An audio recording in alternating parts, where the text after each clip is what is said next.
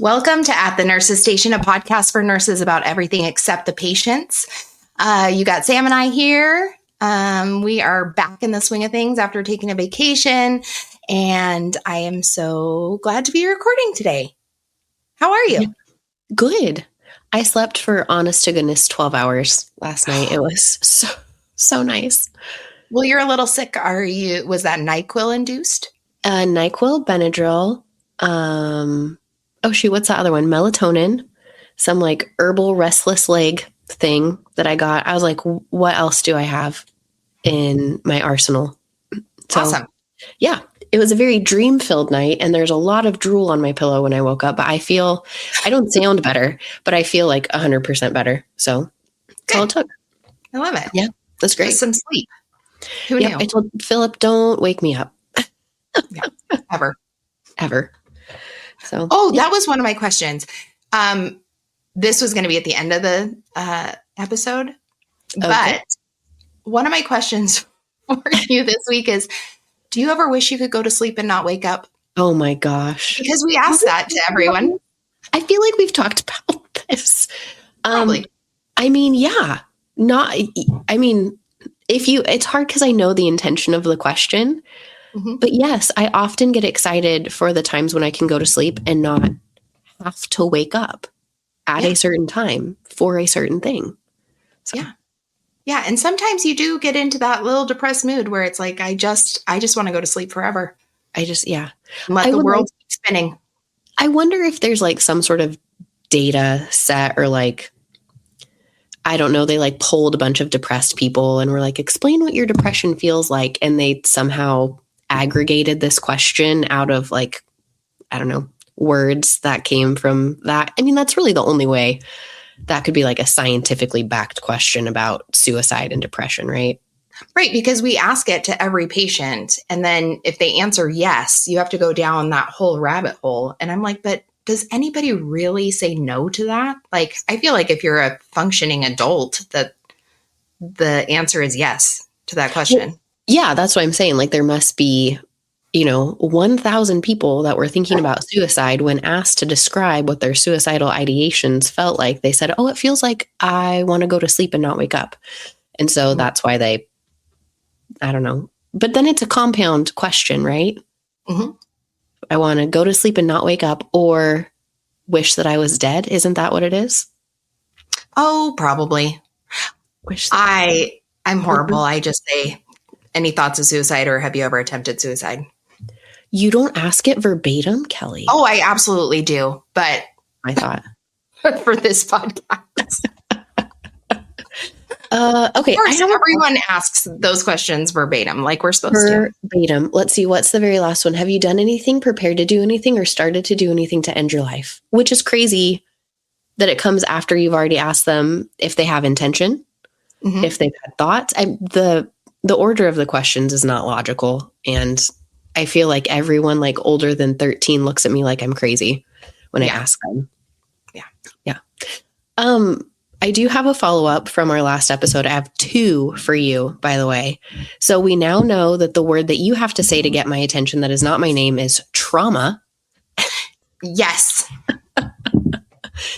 In front of all of the adult side nurses who don't ever yell trauma because they have like a very, what would you say, like defined and well-used system for who's going to go into a trauma and when.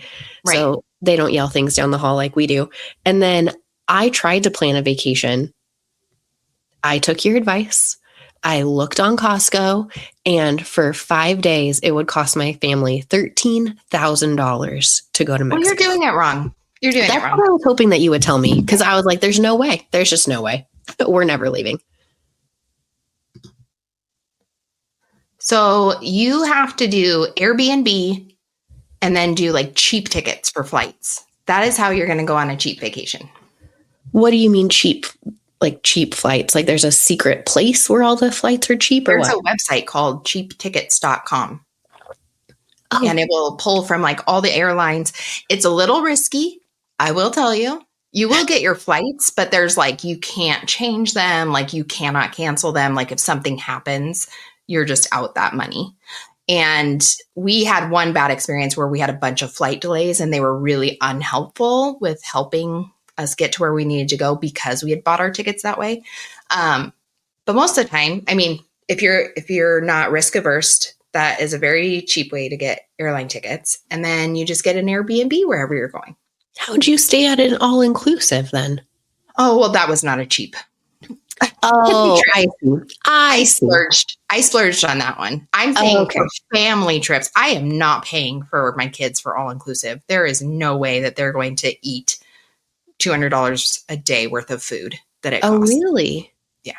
Oh, okay. All right. Well, I figured I was doing something wrong because I was like, what? $13,000? That's a lot. But okay, well, those were my 2 follow-ups. Did you have another one? Well, no, I mean, back to the trauma. We had a very serious level 1 trauma come in, and I was actually supposed to leave. Remember, I was going to go home early. We were like 3 nurses over.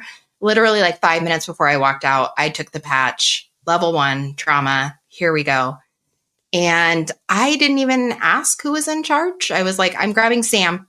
And I just ran down the hallway and I was like, Samantha, trauma. And you popped up real quick. Like, it was awesome.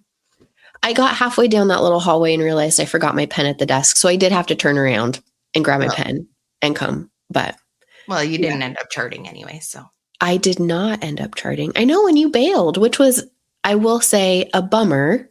But well, I had to take over charge. I know. I was like, oh, Kelly, you are such a good nurse because it would have been way more fun for you to like hang in there and do stuff. But technically speaking, you were charged and you did need to go do that. So yeah, it was, I was either going to go home or take over charge. And then when that happened, it was obvious that decision had just been made for me. So yeah, it did suck. But I stayed until all the lines were in. That was for sure.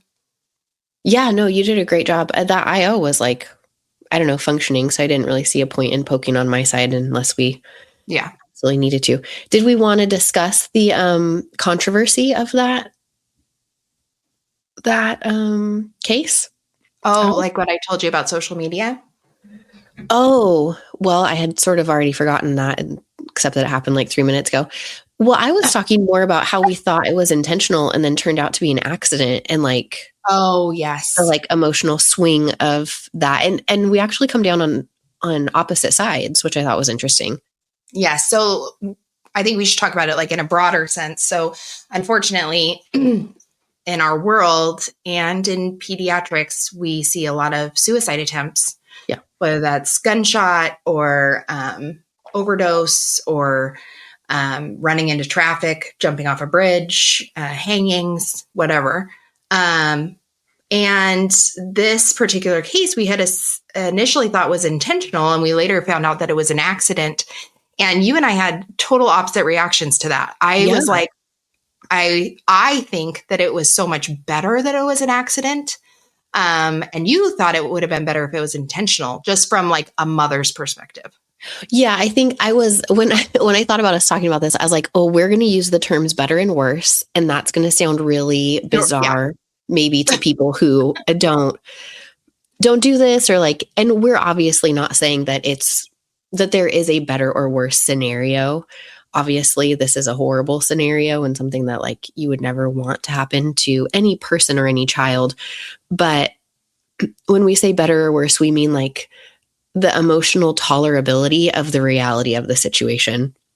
Like which one? Yeah. And I don't know that I have any, like, I could probably be really non-specific about it, but when we mean better or worse, that's what we mean. Like just what feels more awful to us or less awful about the situation. And so I felt like if it was intentional, there were other like problems, not necessarily in the home, but obviously this person was struggling with other demons or other situations or something that had driven them to this place, which makes the end result sort of maybe a known possibility, right? Still horrible and still not great, but at least it was kind of like, okay, this is a situation that like we're aware of was like a possibility, perhaps, maybe this person struggled with this before, or there were things in place and they were trying to get help and it just didn't work out. I feel like when it's an accident, that means that like this is a reality for any child in any family at any time. And there's nothing that you can do. Maybe not nothing, but like truly it could just happen to anyone at any time. And for me, that seems more daunting and terrifying. Yeah. And I can totally understand that perspective. I think that for me, I have, and maybe it stems from having mental health issues in our family. The thought of my child intentionally harming themselves is such a sickening feeling to me.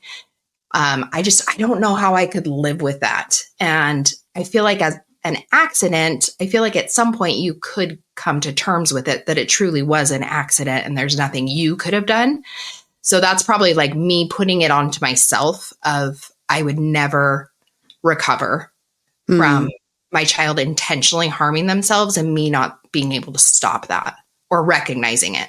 Because you knew that it was like a possibility. Or I don't know, we've seen teenagers, specifically teenage boys, are extremely impulsive. Yeah. Which also, being a boy mom, that is very scary to me, that they don't have the frontal lobe capacity to really think through their decisions. And it just takes like one bad day and one impulsive choice to end their life and destroy a family. That's just, makes me ill. I suppose, no, I could see that. I can see what you're saying. And they, you know, as a teenager in that age group, they're like less communicative. You know, you don't know like what they're thinking all the time or what their feelings are all the time. I guess when I say that the accidental is more scary, kind of what you're saying, putting it on yourself, I'm like, it was my job to like protect you in this world. And I like clearly allowed a situation to happen that got you, you know, like I didn't protect you like I was supposed to.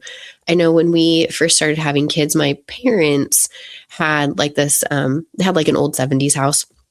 And so we had this one wall of sliding glass doors, just like huge, just a wall of sliding glass doors. And we had like floor to ceiling curtains, like fabric curtains. And of course you moved that curtain with a corded string. Yep. And I was like, I'm so sorry. I know that I grew up in this house and I was totally fine, but I can't have that.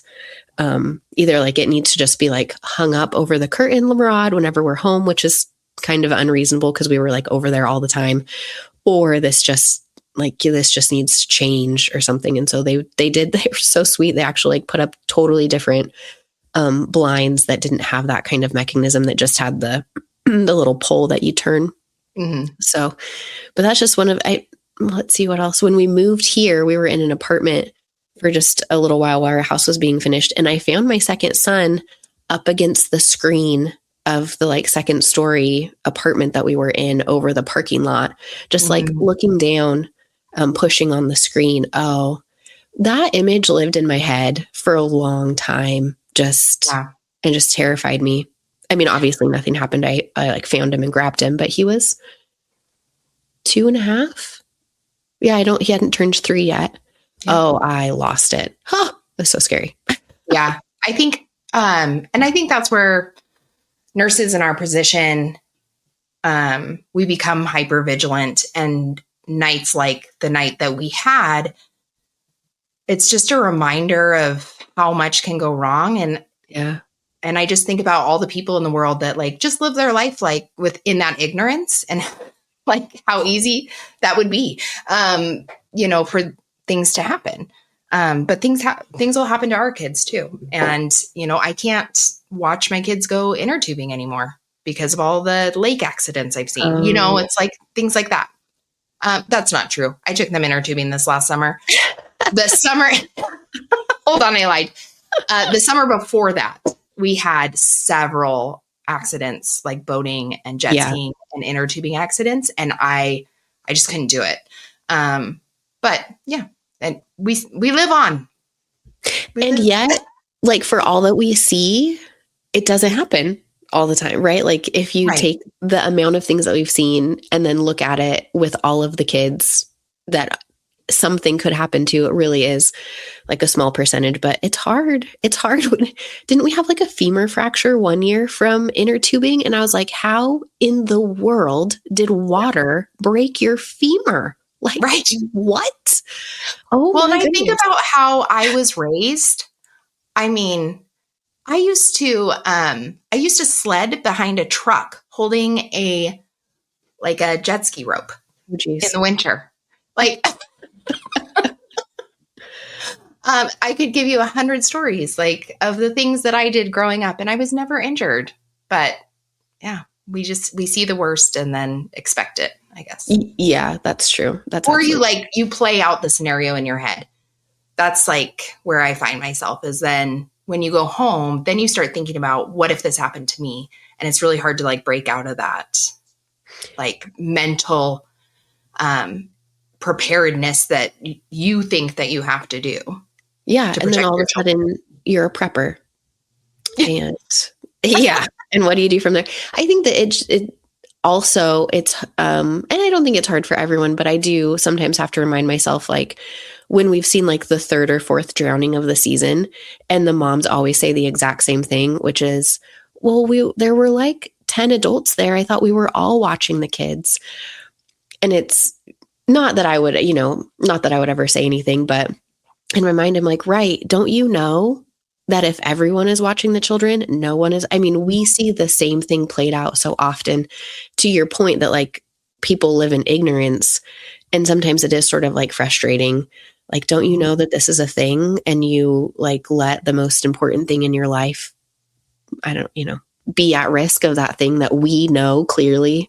But if you don't live this profession, then you don't know that. And I have to remind myself of that, Yeah. So, yeah. Yeah. So it's hard. Well, so you can be hurt outside the hospital and then you can be hurt inside the hospital.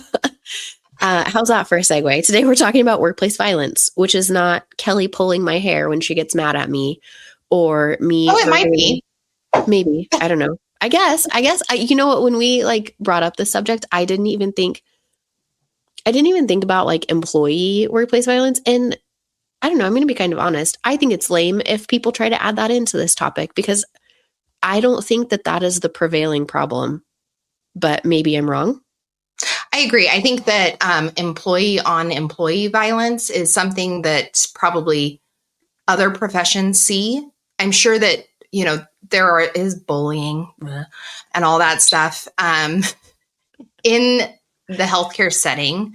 But what is way more prevalent is violence against healthcare professionals from patients and visitors. Mm-hmm. Mm-hmm.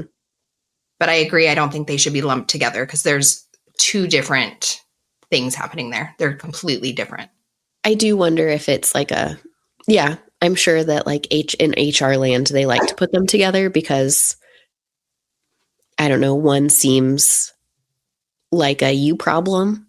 Mm. And so it's nice to dilute the actual issue with something that is like an interpersonal HR related problem, when really it's not. So that's interesting you say that, though, because I think that healthcare organizations, whether they say this or not, they have made it feel like any type of violence is a you problem. Huh. Okay. Where I think that they have put more and more expectations on us as nurses to de-escalate and stop the violence, as if it's our problem. You know what? Now that you say that, I think that you're kind of right. I had a conversation with someone last night about their experiences in the hospital, and they were talking about like, oh, we had such like kind nurses the whole time. They were very positive about it. And we were talking about, he's a salesman. So I was like, oh, you have a very relational profession as well. And just through the conversation, I got to the point where I was like, yeah, like it's important for nurses to be nice and open and polite and have like a good rapport with their patient, but not because we're a hotel or a restaurant, but only because that actually helps your healthcare.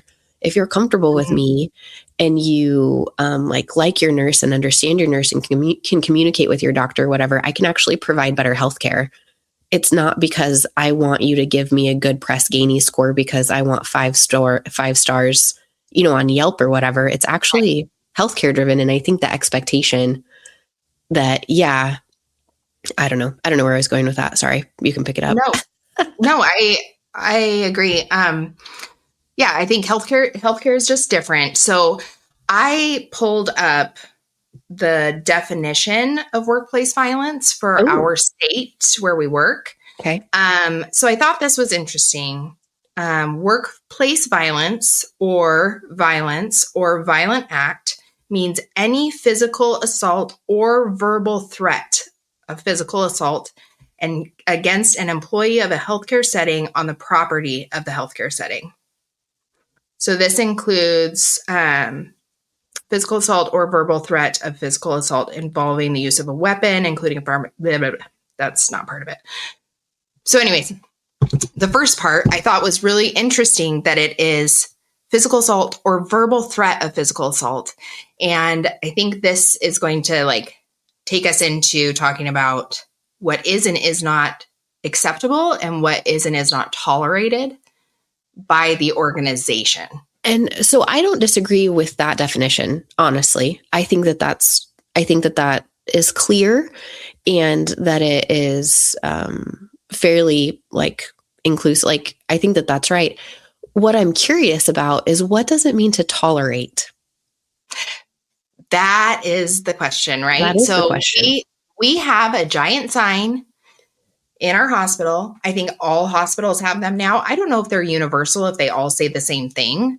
But it says that, what does it say? Aggression is not tolerated in any way. And this includes physical threat, physical violence, abusive language, all of those things.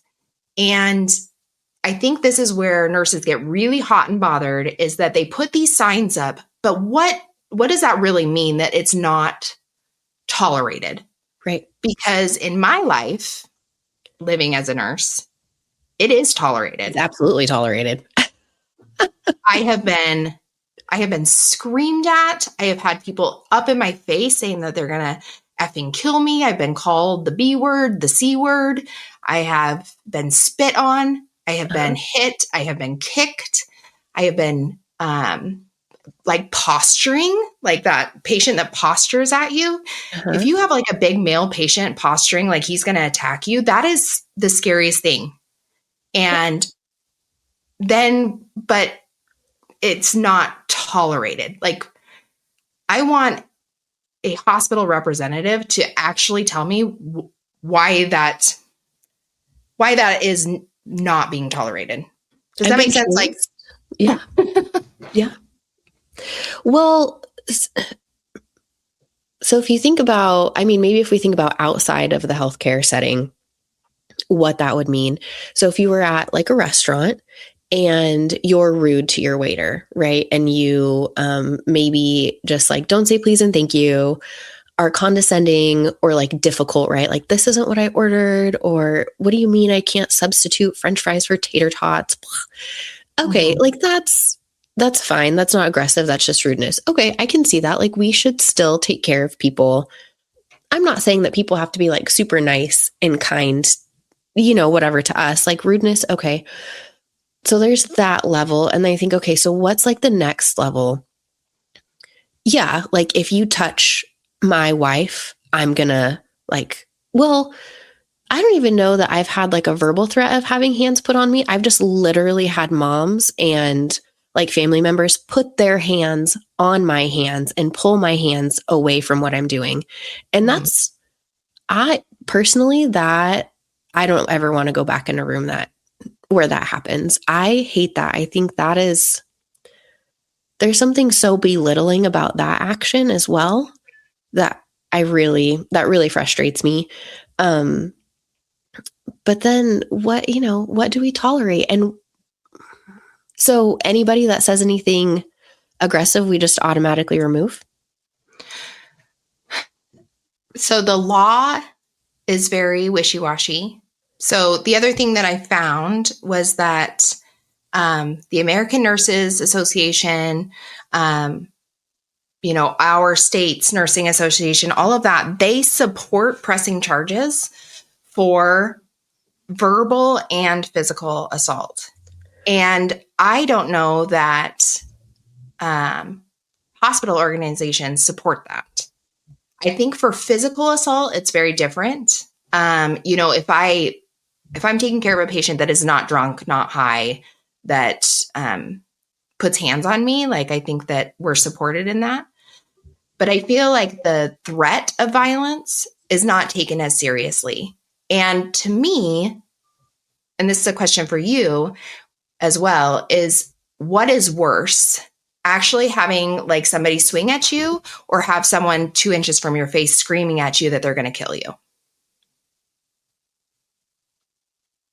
Because for me, it's the screaming. That, like, if somebody takes a swing at me, the answer is very simple. Like, you get taken down, the security comes, you're put in isolation, you can press charges, all of these things. But when we have family members or patients like screaming in my face, like that is such a triggering emotion that it's hard to get past that and continue to be a good nurse. Yeah, and I feel like those are the things that we just push aside, but those are the things that are actually going to stay in my head longer. I think in the current context of what we are like allowed to do and not do, I think the screaming is worse because there's less repercussion that you can have for it. But if I just like looked at them and was like, well, which one would I rather have happen to me? I'd rather someone scream at me than someone swing at me because I don't want to get physically hurt. But I agree with you. And I do think that what I've seen hospitals do is if there is a family member or a patient that is aggressive and assaultive, that is verbally aggressive and agitated, we just switch out people until you find a person that acquiesces or that can calm that family member or patient down. And I think that is wrong as well. Absolutely. Absolutely. And I think that, working night shift for so long, it's hard too when you're there in the middle of the night and it's happening and there isn't somebody that can step in. Or, I had one patient where the mom was just irate that we were not taking care of her child appropriately. And she had her own mental health issues, but just was screaming at me and asked to talk to my charge nurse. Well, guess who's charge nurse? That's me. I've already come in, so then you have to call the house soup, who is very busy and can't come down. And then you have to have security in there. And sometimes that makes things worse. And why does somebody feel that they are entitled to run up the whole administrative food chain of an organization that is taking care of hundreds of people at a time and has a lot of things to do just because they're, unhappy with something? There's an entitledness. There's an entitledness, which I think maybe comes to, so you have patients that are within their mental faculties that behave this way. Mm-hmm. I think that's clear cut, shouldn't be tolerated at all. I don't know that you would find anyone that argues with that, even if it's not bared out in practice. I think the real gray area and why we don't get as much traction as we think we should is, what about demented grandpa? What about the drunk 14-year-old? What about the mom that's high on fentanyl or on meth that comes in? What do we do with those people when we have a standard that everyone is supposed to have access to care? Yeah. But their access to care actually impedes my right to safety. That's very well put. And I feel like that's the ethical dilemma that we find ourselves in often, especially when it's parents or spouses or, adult children, that they're the ones being aggressive and you still need to take care of their loved one. We have escorted family members off the property. And I think we're more apt to do that. The problem then becomes when it is the patient with EMTALA laws that we have to treat this patient, and yet they're abusing us. And there's only so many reasons and chances that we can put people in restraints. Like that law has been tightened down. And it's frustrating when you have these patients come in that are flagged as high risk for violence. Yep. And yet you're walking in the room by yourself and you don't really know what to expect. No, Kelly, that's not fair. They're a 2-person patient. Duh, you have to find someone else that has their own responsibilities to come in and stand there with you. Right. Yeah, because that makes sense. And that's reality. Mm-hmm. I don't know how many times I have written in all the dumb surveys that they send us. You know, all of the surveys talk about workplace violence. And do you believe that your organization is taking it seriously? And no, the answer is always no. And so many times I have written, we need a security guard on every single unit of the hospital. And they need to be next to the nurse's side when they are going into rooms where there is risk for violence. Yes, I understand that 90% of the time they're not going to be needed, but that's what it would take for me to feel safe doing my job. So would it be too far to say that we don't provide service or medical care to a patient that is aggressive or violent towards staff? Because I feel like that could be the answer. And in 10 or 15 years, the standard becomes set that like you might have a raging like lower leg cellulitis infection that can turn septic, that could take your life. But if you're going to keep sitting here spitting at me and calling me horrible words, then you can go manage that yourself. Yeah. Like, or making like sexualized comments to all of the female nurses, but you know, you still need help going to the bathroom and putting your Pure Wick on and you're going to make horrible comments to me while I do that, then you can go manage your immobility by yourself at home. But that doesn't sound very compassionate when I say it out loud. And I wonder if, I don't disagree with that at all. And I think that we're reaching a point where nurses and other healthcare providers have had enough. I think that the majority lands on nurses because we are, the most intimate one-to-one, caring for these patients. But it's like enough's enough. And I feel like it should be within our rights, and it probably is within our rights, not that we execute them, to refuse to care for that patient, of just walking out and just saying, I refuse to care for that patient. But then the problem is, like you said, it just goes to the next nurse that whomever management or the charge nurse deems is the most calm at the moment to go and diffuse this situation. Oh, I didn't mean like us individually refusing care. I meant like, what if the hospital refused care? Well, I think that's something that probably would never happen. But should it? Yes, absolutely. Okay. Absolutely. And I don't feel like organizations truly understand, these CNOs, CEOs, they're just, living on statistics and surveys and things like that, but they're not standing there getting screamed at and threatened and kicked and spit on. And so they come up with these plans of how they're going to reduce workplace violence, but I haven't seen it gone down. Have you? Well, no, their answer to reducing workplace violence is to just train us in how to manage a violent situation, which is not actually the same thing as decreasing the workplace violence. It's just me sort of now knowing how to get someone to not be pulling my hair. I don't know. I'm so glad you said that, because I think it's regulated now that hospital workers in high risk settings, which is the ER and psych, I think are the two like mandated, or anyone that now has to board psych patients, which is, the entire hospital, to take some type of hospital offered self-defense class. And I was so frustrated when that came out because, like you said, again, you're making this a me problem. You are saying that if I'm put in this situation, here is how you dig your fingernails down your own face to break out of a neck hold. No, that is not the answer. Like, I should not ever be put in that situation in the first place. And I don't see that anything is being done to actually, moderate that risk. Yeah.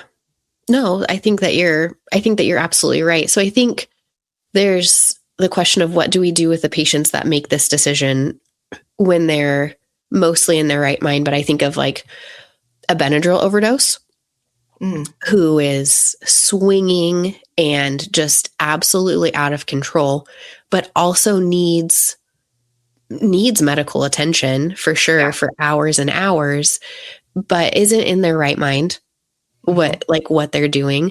So then does that mean as an ER, we should be quicker with chemical restraints then?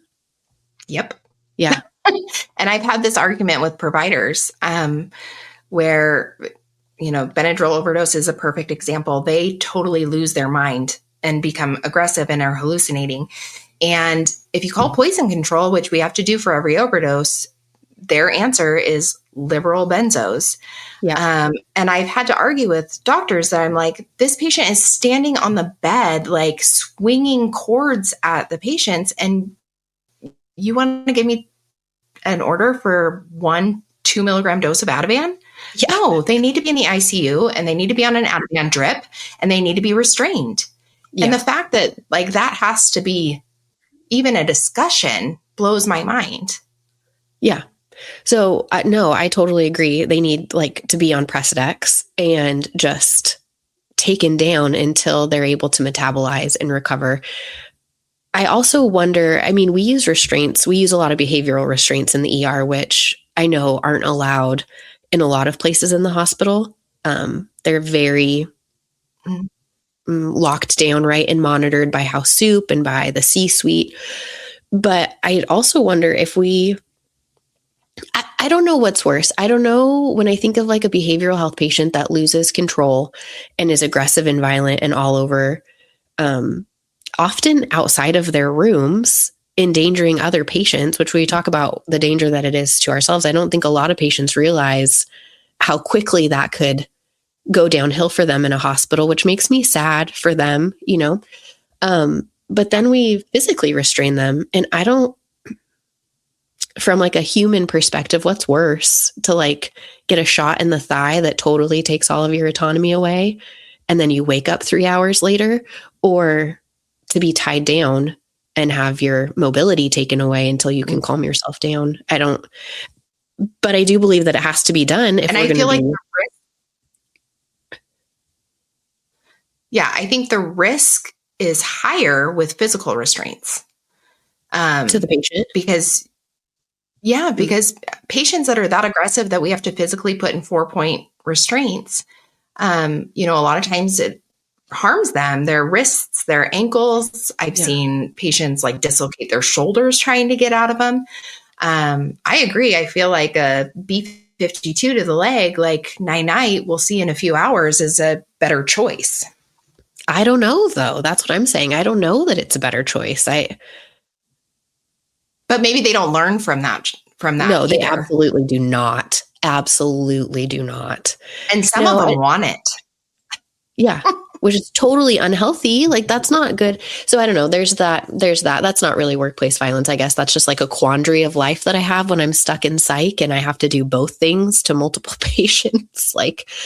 But then, okay. So what about, I think it's important to note that it is not actually the hospital that will decide what is criminally workplace violence. So we talk about workplace violence, and I think that there is a world in which we should be refusing care to people that don't want to behave in the hospital, because it's just silly. I'll just get this statement out of the way. It's just absolute silliness that you would walk into a hospital and expect people to care for you with behavior like that. It's so silly. There's nowhere else in the like first world that is the expectation. I mean, Right. I do also feel like on slightly, it's also silliness that you walk into the hospital and expect us to give you a bunch of free stuff, because that also happens nowhere else. And I think that that's ridiculous and irritates me. But where I was going with this was the hospital has a policy, right? Like you said, and the state has set up this workplace violence definition.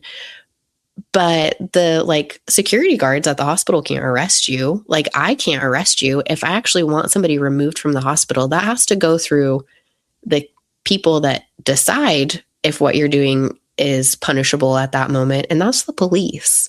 Right. And we don't call them very often. Mm-hmm. And I don't know what your feelings about that are. Should we? Yes. And actually, like in researching for this episode, reading a bunch of articles and things like that, I don't think that anything's going to change until the staff, the nurses, take it to that level. Because otherwise, I mean, it's a pain in the butt to date X, right? And nothing happens. I mean, if I'm honest, I don't feel like anything changes, other than maybe being told, what could I do different next time in that situation? Which, maybe quit my job is the answer to that. Yeah. But I feel like there is absolutely appropriate times to get law enforcement involved. And if I feel like I am in danger of bodily harm or my life is being threatened, I think about this. And this is what I always tell younger nurses too. If what just happened to you happened in the parking lot at Walmart, would you call the police? If the answer is yes, then you should call the police. And like you said, it is then up to them to investigate, to interview, and to determine if it is appropriate to arrest that person and or file charges. Yeah. The one thing that I think is positive that has happened on a government level is that assaults against nurses is now an automatic felony. So where if you spit on me in the street, that would be considered a misdemeanor. Okay. If you spit in my face and threaten me in the hospital, that's an automatic felony. The thing that I see that is the only problem with that is that we are nurses and we are compassionate. And so we like to make excuses for our patients. And it's like, well, but if I press charges on this 17-year-old boy, he then has a felony on his record. And I don't want, his life to be ruined because of this. And so then it's like, it's fine. And I understand that point of view. I do. But at the same time, nothing will change if we don't stand up for ourselves and say, this is ridiculous. I'm done being a punching bag. I do wonder if it's less our compassion that stops us and more of just how we've been conditioned to do our job, which is 3 of us go in, all of the words are firing from the patient and all of the threats and everything. And we all just kind of laugh it off. We look at each other and we like chuckle and laugh and we're like, okay, sweetheart. Yeah, I know you're going to murder my whole family when you get out of these restraints. But if, I'm just going to give you something to help you. Okay. Little pinch, little poke. That's just the IV, and we all laugh about it. And I mean, we're not like laughing at the patient, but also what do you expect us to do? Right. It has been taught to us that is the reality, not the exception. Right. And so anyway, I think maybe it's less like being worried about who's going to get a felony and who's not. And just that that's not what we're taught to do. We're not taught to call the police. I honestly think that the hang up, at least that I've seen in the last like 7 or 8 years, is that the providers are actually not on our side about this. And I hesitate to say that. I love the providers that we work with now, but I think en masse, at least where I worked before, the providers were ready to call the police at any time. Like we had like citizen's arrest from one doctor for a patient that just wouldn't leave the room even after he was discharged. Because if you have a patient that is still being medically treated, even if the police say, no, this is like totally a chargeable offense and we're happy to remove him, you need the provider to say that they're medically cleared enough to go to jail. And so actually, I looked this up. oh, okay. And hospitals can trespass patients once they are not an emergent condition. Sure. So like medically cleared is a little different than your actively stroking patient. Right. So it's like your cellulitis patient, like we can rest them and they're not totally medically cleared, but they're not like in a life-threatening situation. But you still need the provider to say whatever that is on their license. And I don't think that I don't think that we're all on the same page about this, I guess is what I'm going to say. I agree with you. And I also do want to shout out to the people that are on the same page is our security guards. Yeah, that's fair. I think that they are amazing and they will go to bat for you and they will help you call the police. They will tell you like what to do. They will meet with the police officers when they get there. I feel like security is like the backbone of being able to report these things because they now, don't our security guards have body cams now? Yes.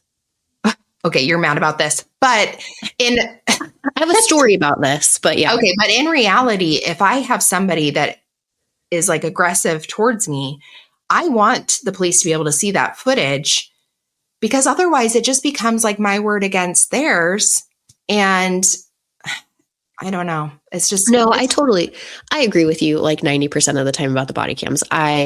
Because I don't think that people believe, even the police, maybe the police do, maybe, but I don't think most people believe when we say what happens to us and how patients behave. I don't know that everybody believes us.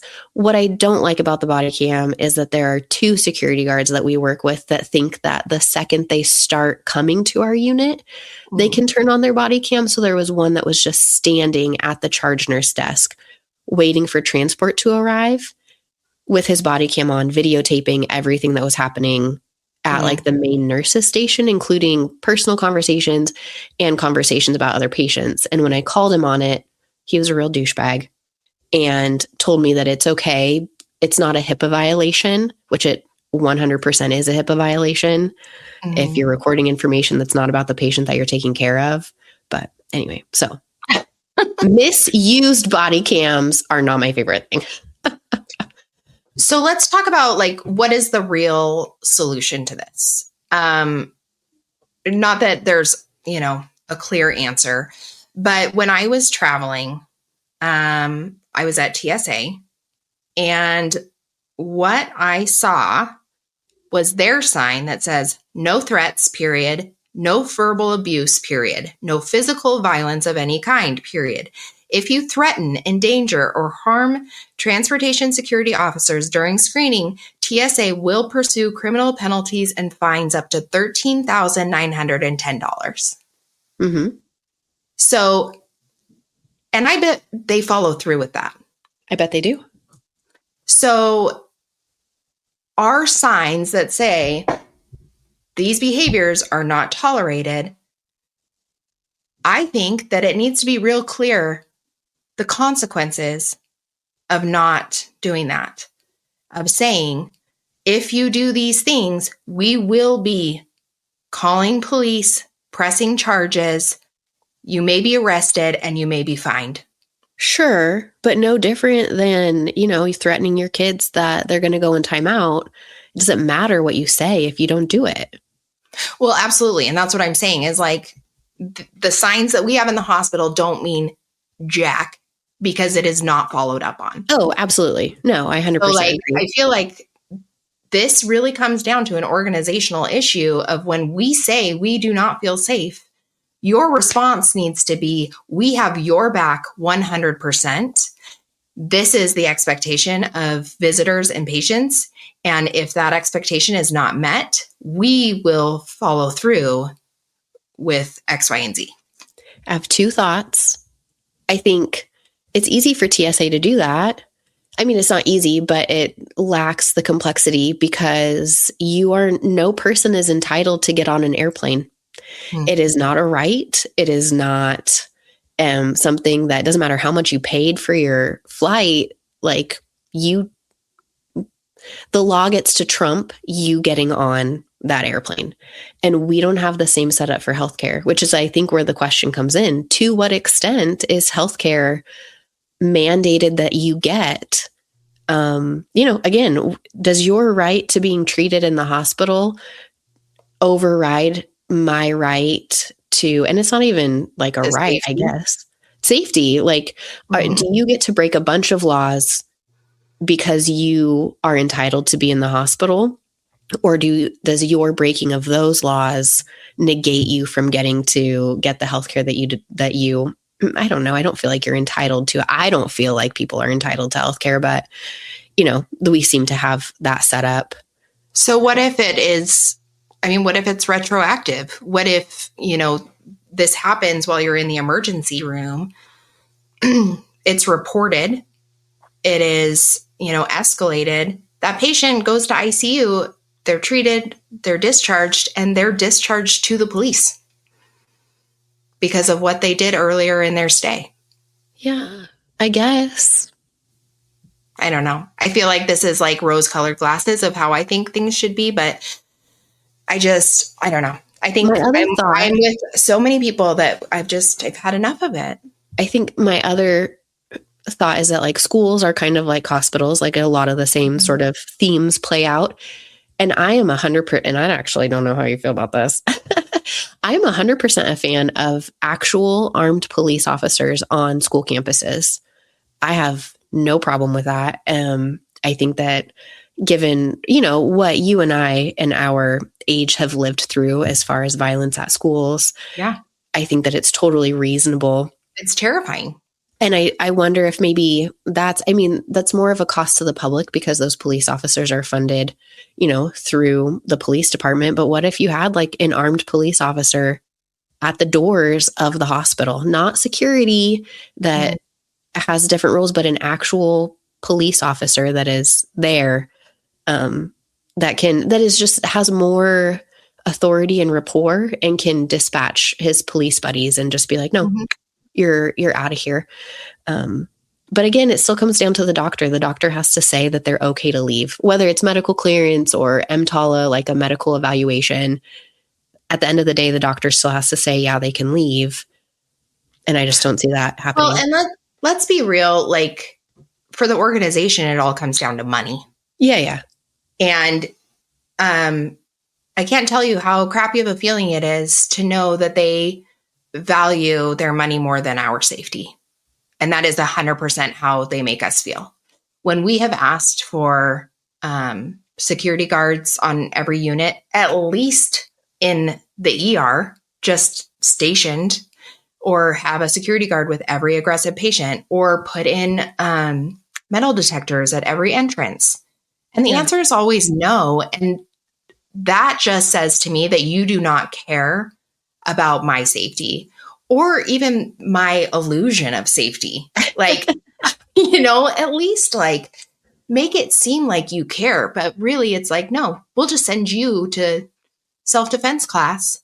And then we will make you feel bad when you bring up issues.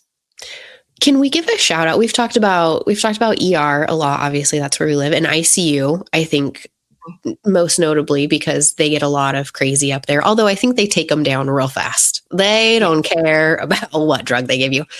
But I think I think OB has a really interesting and extra difficult time of it because one of our friends is an OB nurse. One of my friends, I know some of them up there too.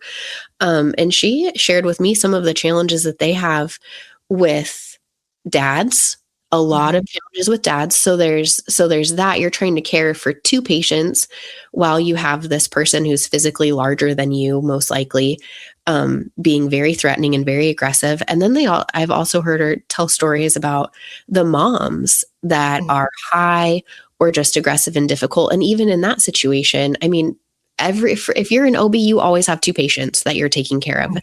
And so now you have one patient that is coming at you in a way, but you also have the baby that you're trying to take care of. And I think there's a lot of extra consideration that should go out to them as well. Yeah. And the idea of workplace violence and what they deal. I mean, we deal in peds too, and we often have parents that are the problem, but it's easy to separate the parents from the child if we need to. OB, Right. Yeah. they don't get to do that. I mean, they do at the end. Unless you're going to do a stat C-section and then kick them out. I think that I think a lot of consideration should go out to them as well when we're talking about expectations of behavior. But how do you kick out a pregnant or laboring mom? Right.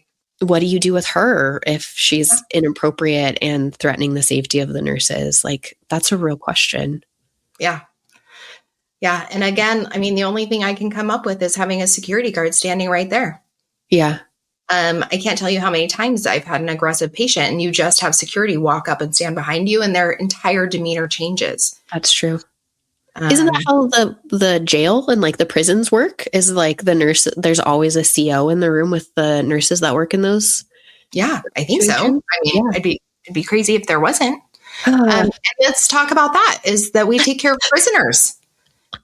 We have prisoners sent to our ER in handcuffs that we care for. And I honestly have never felt threatened in those situations because they're in handcuffs and they have an officer with them the entire time. Let's make clear, though, there are two different distinctions here. We get patients sent from the jail or the prison in two ways. One of them is like you're saying, and yeah, they're generally, I feel like, fine. I feel like they always want something to eat and they always want more pain meds when I took care of them years ago, which is, whatever, but they are generally polite. But they're handcuffed to the side rail and they have a police officer in the room with them, or a CO in the room with them at all times. But then we get the other patients that are sent discharged. They're sent from the jail or from juvie because they're suicidal. And I just want to be like, in what realm does this make any flipping sense? And like, they are clearly there for some reason, but then because they said they were going to kill themselves, you thought it would be appropriate to send them to me, where I can either make them not want to kill themselves or keep them, I was going to say punished, but that's not the right word, like treated appropriately for whatever reason they were in juvie for. Like, this is the silliest. And those patients are, I don't want to say always horrible, but my experience is the most unhinged and least manageable patients. Yeah, they're usually manipulative. And well, what I was going to say is the other way is that you send someone to jail, they are released from jail, but they are still unstable mentally. So they actually are released from prison and sent to us to take care of. And at that point, they are not in handcuffs or have an officer. Right. Like, cool, thanks. So the judge drops charges and they come to us. Yeah.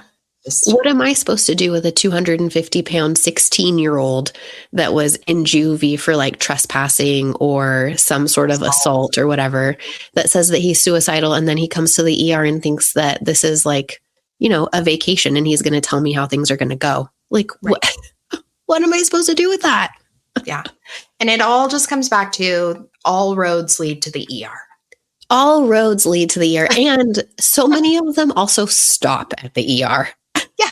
They go nowhere else. Oh, okay. Well, in short, we should call the police more often. I think that's what we agree on, at least. Yeah. So we're almost at an hour. I think it's about time for our pulse check. Yeah. So fun. Okay, so I did better this week because I feel like the last few weeks I was kind of sketchy, and I was like, oh, I had all these questions, but I forgot. So I actually wrote them down. So I hope you're proud of me. This is just like a silly one that came up when I was shopping, but what is the appropriate amount of time to hold open a door for the person behind you? Oh,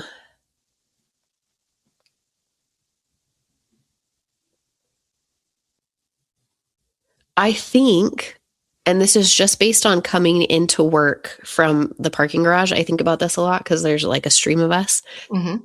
If it would not come to complete rest before the person gets to the door.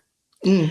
So like if it has like just barely clicked closed and that person like hits the doorway, then you should have held it open.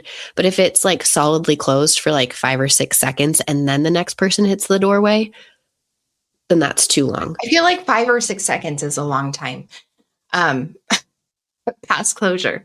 But I do agree. Oh. Like, so like I'll open the door, look behind me, right? And you have to gauge like when this person's going to make it there.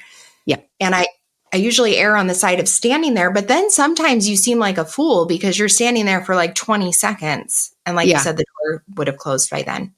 But I was going shopping and somebody just like opened the door and like looked behind, saw me and did not hold the door open. So then it's like swinging closed in my face. Yes. And I feel like that's real rude. No, I absolutely agree. If it's like on its way closing, I hate that when you hit the doorway and it has like just clicked closed and you're like, oh, okay. Great. So, but then you also have the opposite. Like if you're at church and, you know, somebody holds the door open for you and then the stream just keeps coming and they end up standing there for like minutes holding the door. If I ever see someone doing that, then I will usually like say, I got it and take over holding the door, which I also think is a social norm that should be. The 2 churches that I've been a member of in the past like 15 years both have greeting teams that open the doors for you and stand there and give you hugs and say good morning. I know. I don't like getting hugs from strangers, though. They're not strangers. You know them. You go to church with them. Well, you go to a much bigger church than I do. Yeah. So, and I only make it to church like once every 6 weeks. So that's, yeah. Okay. What do you do when you can't sleep? Well, several things. The worst is when you like are so tired and then you like turn everything off and then you can't fall asleep. Yes. And I will usually put in not earbuds, but I have like a sleep mask that has earbuds in it. Oh, that's cool. And listen to my book. And I'll turn the volume like way down and set a timer where the book will turn off for like 30 minutes. And usually I'll fall asleep to that. If I don't, then we abandon that plan, get up, get something to drink, maybe take a melatonin. But then I learned this trick where you think of random words in your head and you just like keep going and like they can't have anything to do with the word you just thought of. So like it'd be like foot, ice cream, jump rope. And you like do this in your head and it's supposed to like calm down like your thought process. And sometimes it works. That seems like it would be hard to do. It is. And so that's why your brain will like kind of slow down because like it's trying to make connections and you like purposely have to think of something that doesn't connect. Oh, interesting. Okay. I'm going to you'll have to send me the sleep mask thing because that sounds amazing. Mm-hmm. That you don't have to like wear your AirPods. Yeah, because that hurts. Yeah, I can't sleep on my side with them in, but I moved to the couch and then I listen to an audiobook and I set the timer and sometimes I have to set it twice. And then I just roll around until I fall asleep and then someone wakes me up like 45 minutes later because it's time to get up. So I do have one audiobook that I have that's like, what is it? It's like Living Buddha, Living Christ. And it's like similar teachings of Buddha and Christ. And it's like very, I don't know. Calming, right? And it's like, it's almost just like listening to parables where it's just kind of like, and that helps sometimes. Audible does have those like sleep stories. I do like those. I have tried that and then I get too interested in them, even though they say they're boring. They are boring. Oh, I really like those. Or Sleep Yourself Smarter. Okay. Ask me a question. Okay. Is bowling a sport? No. Next. So I went bowling yesterday for a kid's birthday party. And it's so funny because there's either like people that could care less about bowling or there's people that like have their own shoes and their own balls. Like my daughter's boyfriend, which I didn't even know. He just showed up with his own bowling ball and shoes. And this blew my mind. But I feel like anytime you can be drinking a beer and doing it like at the same level probably isn't a sport. Okay. That's an interesting yardstick to use. But yeah, okay. Sure. No, it's not a sport. Which dessert it feels overrated to you? All of them. Okay. I'm not a dessert person. Cake. Ugh. I'm not a cake person. I do actually agree with you about cake. I'd rather eat the frosting or the cake batter. The cake itself. Just like, ugh. Yeah. Yeah. Okay. Are we at time or do you want to do you have an overrated one? Yeah. I agree with you about cake. Tiramisu, I don't really like anything with bananas, but cake is just like dry. And again, I'd rather just eat the frosting. I don't get cake. Yeah. So Great British Bake Off. If you hear this, you can hire us as guest judges and we would happily have our minds changed. Oh, have you watched Is It Cake on Netflix? Yes, it's so dumb. Oh my God, I love it. And I want to be a guest on that, please, because I am usually right. I bet those cakes taste terrible, honestly. Oh, I don't know. The judges always seem to think that they're delicious. No. Okay. Well, I think that's it for us this week. Let us know what you guys think about workplace violence. And if you have a solution that we didn't talk about. Yeah, that'd be great. We're on all the socials. We're trying hard to, kind of ramp up our social media game. So if you can help me with that, that'd be great too. Okay, well, this is At the Nurse's Station with Kelly and Sam. Until next time, we'll save you guys a seat. Bye. Hey guys, this is Kelly from At the Nurse's Station. Sam and I would like to remind you that the views and opinions expressed on this podcast are strictly our own and do not in any way reflect the position of our employers. This podcast is for entertainment purposes only and in no way should be considered medical advice. As always, consult a qualified medical provider for questions regarding your health or medical conditions. We hope you have fun listening to us today, and we'll see you next time at the Nurse's Station.